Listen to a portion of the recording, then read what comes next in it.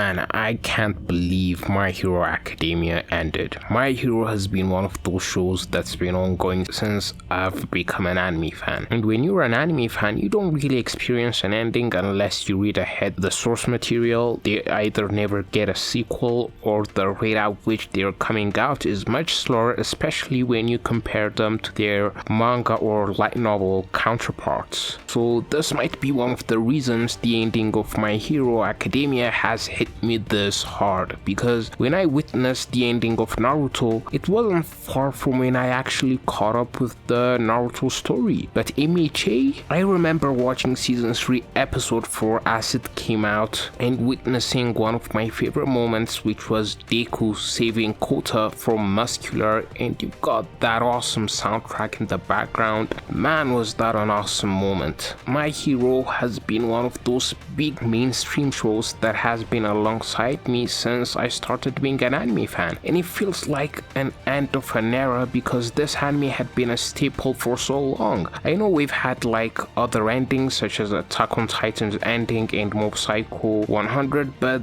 this My Hero ending has me feeling different, and I have some hunches why this might be the case. My Hero was releasing while I still was the target audience for it. It's my generation's main staple shonen because the big three, Naruto, Bleach and One Piece, were releasing way before I knew anything about anime. In fact, when One Piece released, I wasn't born, and when Naruto and Bleach released, I was a toddler who couldn't even read. The big three are the type of shonen stories I binged after countless of their anime episodes and manga chapters had already come out. And the new gen shonens like Jujutsu Kaisen and Demon Slayer are the type of shonens I consumed after being a seasoned anime fan and also into my adulthood. It's not the same for me when it comes to My Hero Academia. My Hero Academia was still coming out while I still was the target audience for it. It was the type of story that has always been at the background of my life. I remember binging season 1 and 2 of the anime and watching season 3 of the anime week to week, and also reading ahead in the manga, experiencing the Overhaul arc, and in that arc witnessing another one of my favorite moments in all of MHA, which was the Mirio versus Overhaul fight. Mirio beating up all of Overhaul's henchmen and moving on to beat up Overhaul as well, who was the big bad of that arc, and overwhelming him and proving that he is the strongest even though he doesn't have a crazy OP quirk, and then losing his powers because of Overhaul's henchmen underhanded tactics. But when you think that this is it and it's all over for Mirio, since he has lost his quirk, Mirio still stands strong and still fights even without a quirk. Man, My Hero Academia is peak, especially that moment coupled with the epic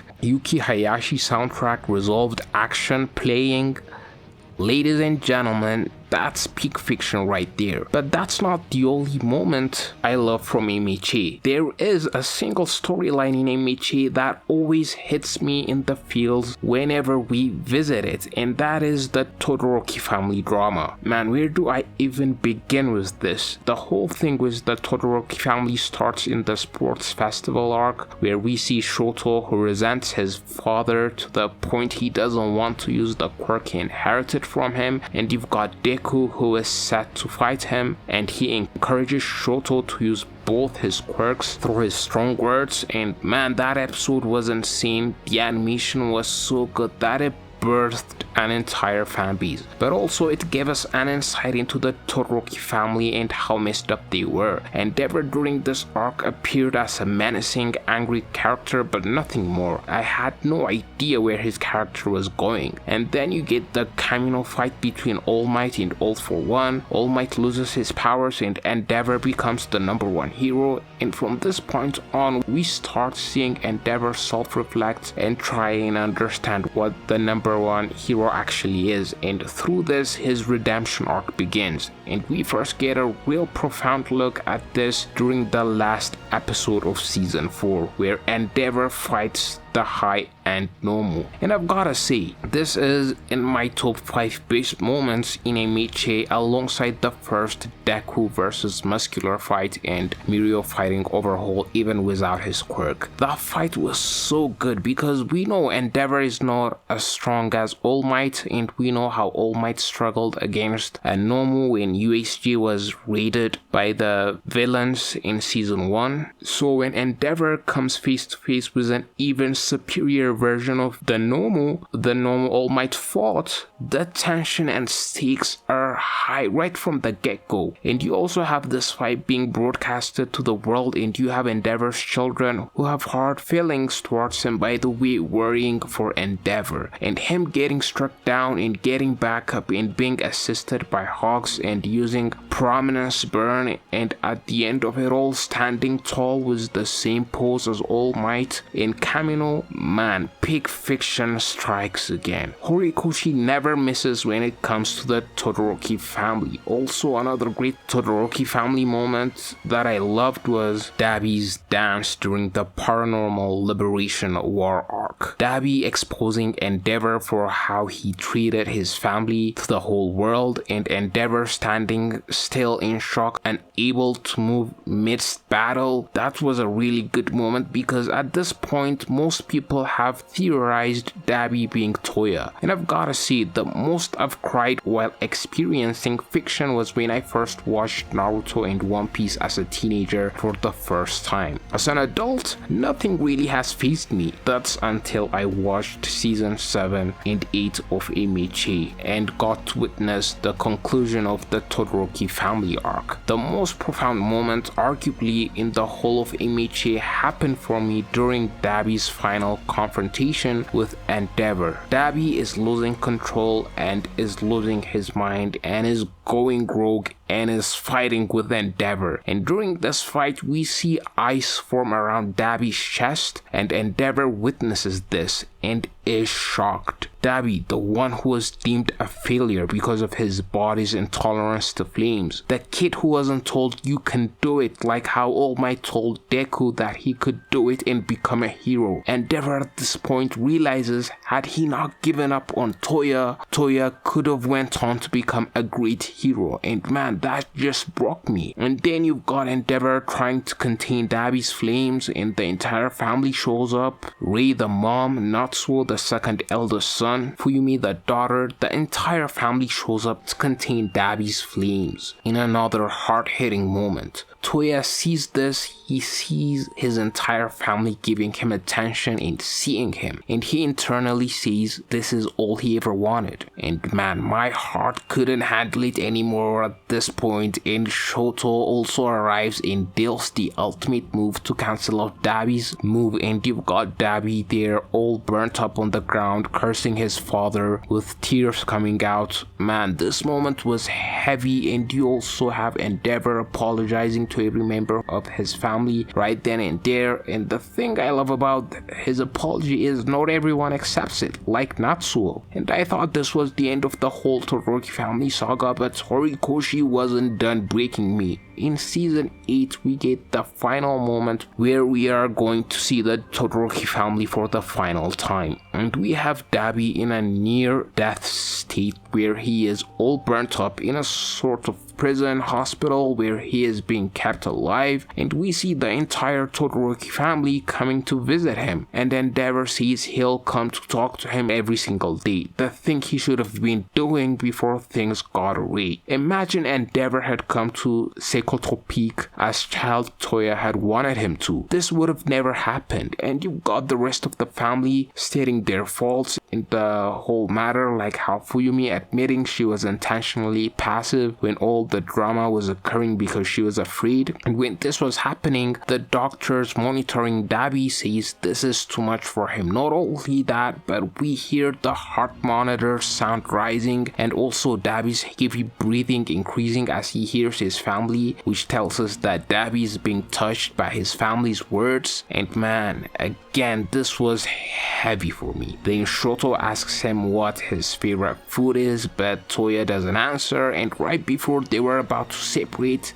he tells him it is soba, and then internally he says, "I'm sorry, Shoto." And unsurprisingly, my tears came flowing. And then outside the hospital, Natsuo, the second eldest son of Endeavor, tells him that he is getting married and he won't introduce him to his fiancée. And I like that moment because Endeavor is not scot-free from his past wrongdoings, but Natsuo tells him that this is the very first time he thought he was cool. And man, the Todoroki family drama was peak fiction, and it's one of my favorite things about MHA, and man, it's just absolute cinema. Another favorite part of the story for me was Toga's storyline. Toga, this crazy yandere who was introduced to us in the forest training camp arc, who didn't seem to have much to her character, but then in the paranormal liberation war arc, we get that moment where she fought Uraraka. Toga, because of what happened to Twice, starts questioning if Uraraka and Deku, the people she considers friends in her own way, would do the same thing to her as Hawks did to Twice by killing him, and Uraraka's cold, pragmatic response breaking Toga's heart, and Uraraka noticing this, and Uraraka feeling some sort of guilt in trying to deeply understand Toga and why she became the way she is, culminating in that great scene in their final fight where Toga asks Uraraka if she was cute, and Uraraka answering she's the cutest in the whole world, and Toga's death. I loved everything about it, but I was glad that Uraraka didn't forget about Toga's pain when it was all said and done. She goes on as an adult to expand and redo quirk counseling, which is a key thing that could have prevented Toga's descent into madness. And for those of you who have read the extra chapters that released in the final volume of the MHA manga, Toga's and Uraraka's ending gets even better, and it was just beautiful. And then you've got our main boys Bakugo and Deku. Bakugo's character progression from when we first met him to where he is now is immensely good, and him crying at the hospital when he learned Deku lost his powers hit me in the feels. Also Deku's journey and him sacrificing his quirk and the you can do it moment was really good. In the MHA story, we often hear about the quirk singularity, and everyone watching the Deku and All For One final fight putting every one of their beliefs in Deku was a quirk singularity that saved the world. Also, the whole situation with Shoji and Spinner and the whole racism storyline of Shoji fighting against it in the right way and gaining progress in that regard was great. And I also loved the whole Shigaraki being a hero for his friends like Mr. Compress, Spinner, Toga, Dabi, and every person in the world who is dissatisfied with their life or the way things are. I love that revelation. It is more realistic when you think about it, because there are some people in real life who would be happy if the world ended tomorrow. Also, I like the way My Hero Academia's world is healing by showing the kid who was imprisoned in his family's basement escaping and roaming the streets like Shigaraki did as a kid, and comes face to face with the same granny who rejected Shigaraki as a kid, but this time the granny does the right thing and isn't passive about the situation and saves the kid. And then that kid joins the hero course at UA with Kota being the kid Deku saved from Muscular in the forest training arc in season 3. Also, for those of you who read the additional chapters that came out in the manga, Eri's ending was great. I'm glad she didn't become a hero and chose to be a musician. It shows that Jiro had a huge impact on her with her singing in the school festival arc. Also love the fact that the hero billboard ranking doesn't showcase only heroes, and now there are many professions involved in it. I would have preferred it being abolished entirely with the suffering it causes as we saw with Endeavor, but I like Hawk's reasoning, and it is more in line with Kohei Horikoshi's philosophy that changed throughout the course of writing My Hero Academia, where in the start of MHA it was Deku saying how I became a hero, to now where it is how we all became heroes. And also the final moments of All Might handing Deku his Iron Man suit and him being able to become a hero again, and all of Class 1A going to do the hero work as adults. damn, that scene was beautiful. And for those of you who read the additional chapters, the final manga volume of MHA, you know what happens. The spirit of Toga that was present due to the enormous blood transfusion that Toga made to save Uraraka in the final war, playing a role in bringing the spirit of Toga to push on Uraraka to finally start her romantic relationship with Deku, and Deku and her grabbing each other's hands while laughing. Damn, what an incredible ending. My Hero Academia's ending is one of the best shonen endings with how it tied everything together. I feel like the people who hated on it were those people who read it weekly in the manga, and you know, in my opinion, being a weekly manga chapter reader is one of the worst ways to consume a story because you don't get the whole context. And my god, what a story My Hero Academia was, and man, goodbye My Hero Academia, and thank you Kohei Horikoshi. If you've made it this far into the video, please make sure to subscribe to the channel, it will mean a lot, and with that said, see you guys in the next one.